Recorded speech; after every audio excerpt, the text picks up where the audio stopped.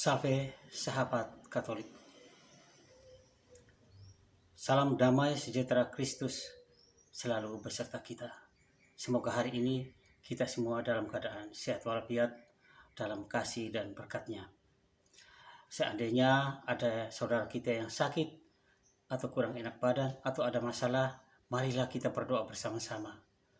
Mohon kiranya oleh rahmat dan bilur-bilur Tuhan mereka sembuh dan Tuhan memberikan jalan keluar untuk masalah-masalah mereka. Amin. Hari ini saya ingin mengajak kita bersama belajar dan merenungkan firman Tuhan yang saya ambil dari Injil Matius bab 4 ayat 18 sampai dengan 22. Mari kita mendahului dengan tanda kemenangan kita, tanda keselamatan kita, dalam nama Allah Bapa dan Putra dan Roh Kudus. Amin. Inilah Injil Yesus Kristus menurut Matius. Dan ketika Yesus sedang berjalan menyusur danau Galilea, ia melihat dua orang bersaudara, yaitu Simon yang disebut Petrus dan Andreas saudaranya. Mereka sedang menebarkan jala di danau sebab mereka penjala ikan. Yesus berkata kepada mereka, "Mari, ikutlah aku, dan kamu akan kujadikan penjala manusia." Lalu mereka pun segera meninggalkan jalahnya dan mengikuti dia. Dan setelah Yesus pergi dari sana, dilihatnya pula dua orang bersaudara, yaitu Yakobus anak Zebedeus dan Yohanes saudaranya bersama ayah mereka Zebedeus sedang membersihkan jala di dalam perahu. Yesus memanggil mereka dan mereka segera meninggalkan perahu serta ayahnya lalu mengikuti dia. Demikianlah sabda Tuhan, terpujilah Kristus. Saudaraku, sahabatku yang terkasih di dalam Kristus. Mari kita merenungkan bersama panggilan Tuhan atas murid-murid awalnya dengan saya kasih judul Misteri Panggilan Sang Gembala.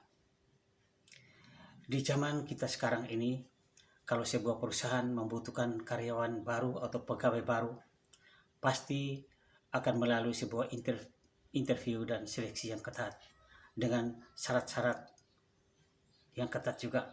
Di antaranya tentu salah satu duanya itu pendidikan atau ijazah, tetapi juga sikap, attitude, karakter yang bisa menentukan karyawan itu, pegawai itu diterima atau tidak. Demikian Tuhan Yesus juga menyadari bahwa karya keselamatan Allah harus diteruskan dari zaman ke zaman di seluruh ujung dunia. Karena keselamatan Allah dalam Yesus sifatnya universal untuk semua orang di segala zaman.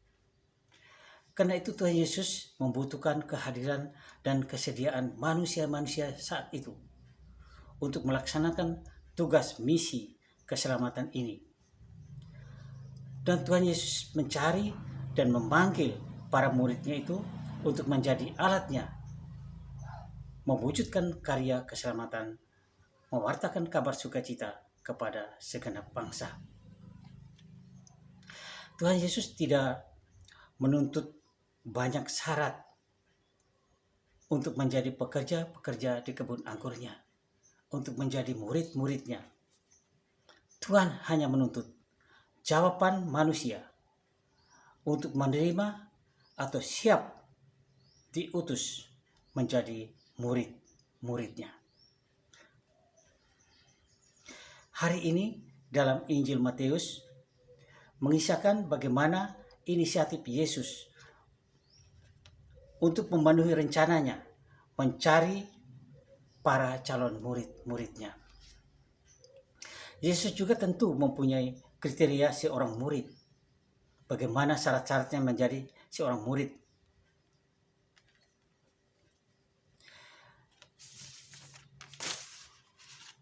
Yesus tidak melangkahkan kakinya ke kelompok para ahli teologi, ke kelompok para ahli kitab suci, para ahli filsafat zaman itu. Ada sebuah sekolah Yamnia namanya, sekolah Yahudi. Yesus tidak melangkahkan jalan kakinya ke arah orang-orang yang saleh, yang hidup rajin berdoa. Tidak. Tapi hari ini dalam Injil Matius menceritakan bahwa Yesus melangkahkan kakinya menyusuri pantai danau Genesaret untuk mencari para murid, untuk mencari pekerja-pekerja di kebun anggurnya. Dan di pantai Genesaret itu, ia berjumpa dengan para nelayan. Ia memanggil mereka, Andreas dan Simon, saudaranya yang juga disebut Petrus, dan juga di sekitar situ, Yakobus anak Zebedeus, juga Yohanes saudaranya, yang mereka sedang menjala ikan. Yesus memanggil mereka, "Mari ikutlah aku, dan kamu akan kujadikan penjala manusia." Di dalam Matius bab 4 ayat 19. Santo Andreas, rasul, yang hari ini gereja merayakan pestanya, bersama Simon Petrus, juga Yakobus, serta Yohanes saudaranya, menjawab dan menanggapi panggilan Tuhan tanpa syarat. Mereka taat kepada Yesus secara mutlak dengan meninggalkan pekerjaan mereka, jalan mereka, ayah mereka, ikan tangkapan mereka, perahu mereka, dan sebagainya di pantai itu, lalu mengikuti Yesus. Mereka pergi untuk menjadi penjala-penjala manusia. Ternyata Yesus memilih para pekerja-pekerjanya dari golongan orang-orang yang sangat sederhana. Mungkin juga kita bisa katakan, mungkin juga mereka orang miskin, orang bodoh, atau orang berdosa karena kerja nelayan. Mungkin tidak pernah ke bait Allah, tidak pernah ke sekolah,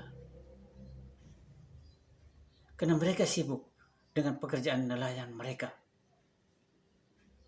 Dan ini mengingatkan kita, saudaraku, ketika Yesus lahir di kandang Bethlehem, tengah malam, kepada siapakah malaikat memberitakan kabar bahwa sang raja di atas raja telah lahir? Kepada Herodes, sang penguasa? Kepada ahli Taurat yang pintar Taurat? Kepada orang Farisi yang pandai berdoa? Tidak. Mereka datang mengabarkan kepada gembala di padang gurun. Gembala yang oleh orang Farisi, orang ahli Taurat, menganggap orang berdosa, tidak pernah ke bait Allah. Orang bodoh karena tiap hari bergaul dengan domba dan sapi. Orang yang tidak punya uang, orang miskin, karena mereka tidak punya apa-apa. Gambaran itu hari ini memberikan kepada kita pencerahan. Yesus menyentuh hati orang-orang biasa-biasa saja.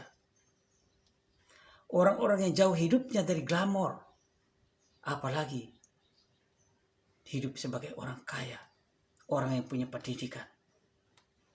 Mereka hanyalah nelayan-nelayan yang mungkin tidak pernah memimpikan menjadi murid sang guru, maha guru, yang tidak pernah memimpikan menjadi pengikut Tuhan dari semua Tuhan, Raja di atas segala raja, Yesus Kristus.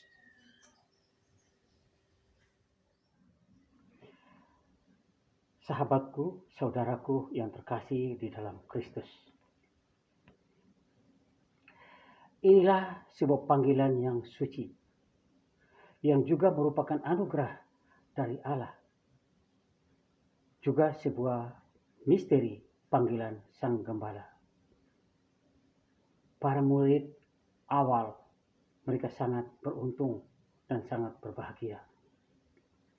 Dalam Matius bab 11 ayat 25, Yesus bersabda, "Aku bersyukur kepadamu Bapa, Tuhan langit dan bumi, karena semuanya ini engkau sembunyikan bagi orang bijak dan orang pandai, tetapi engkau nyatakan kepada orang kecil." Saudaraku, sahabatku yang terkasih di dalam Kristus. Pesan Injil hari ini juga merupakan pesan Yesus bagi kita para murid sekarang ini dan seterusnya. Bahwa sejak zaman dahulu sampai sekarang, sampai seterusnya, Yesus terus memanggil kita. Mari ikutlah aku dan kamu akan kujadikan penjala manusia. Zaman para rasul boleh berlalu, tetapi sabda sukacita, warta sukacita tidak akan berlalu. Yesus terus mengutus kita untuk pergi ke seluruh penjuru dunia, membawa kabar sukacita keselamatan dari Allah. Sadarkah kita siapa yang mengutus kita? Yesus. Dia adalah Raja semesta alam. Dia adalah Raja segala raja. Di dalam Matius bab 28 ayat 18 sampai 19. Baca di sana. Mampukah kita, maukah kita, sanggupkah kita menjawab panggilan Yesus? Siapkah kita menjadi muridnya untuk diutus? Kalau kita sanggup, jangan lupa, berarti kita juga berani untuk menyerahkan hidup kita untuk Yesus dan Injilnya. Itulah panggilan yang suci, menjadi murid Yesus yang sejati. Mengikuti Yesus berarti meneladan hidupnya, mau menderita, mau memangkul salib bersamanya. Kalau kita siap diutus, berarti kita berani untuk meninggalkan segala kenyamanan hidup kita, zona aman kita, hidup bersama keluarga, harta benda kita, pekerjaan kita. Kita berani tinggalkan semua itu. Kita berani meninggalkan hidup lama kita dan memulai hidup baru bersama Yesus, Sang Gembala Agung kita. Sebagaimana para murid awal meninggalkan segala-galanya, hidup lama mereka di pantai Danau Genesaret untuk memulai hidup baru bersama Yesus, menjadi penjala manusia. Mungkin kadang-kadang kita ragu ketika mengalami kesulitan dan tantangan, karena kita merasa lemah, kita merasa tidak sanggup, juga kita mungkin merasa tidak layak untuk sebuah tugas yang mulia ini. Jangan pernah takut, saudaraku, jangan pernah ragu. Yesus memanggil kita bukan dengan ukuran mata manusiawi kita. Yesus melihat mata hati kita. Kalau Yesus memanggil kita, Ia juga akan membentuk kita sebagaimana Ia membentuk para murid zaman dahulu kala.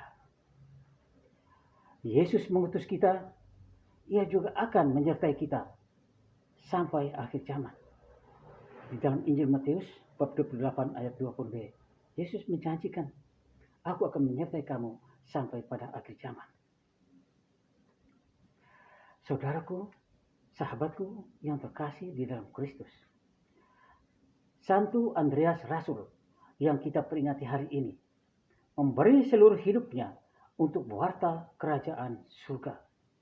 Bahkan ketika ia disalib palang kayu salib, ia masih terus berkhotbah. Mari para murid Kristus, kita juga pergi mewartakan kabar sukacita surgawi. Tidak hanya di tempat-tempat yang pantas, tempat-tempat yang mewah, di gedung, di hotel-hotel, tempat-tempat yang terhormat, tempat-tempat yang suci seperti di gereja, di gua-gua. Bukan hanya di situ, saudaraku. Tetapi mulai dari ujung bumi yang satu sampai ke ujung bumi yang lain.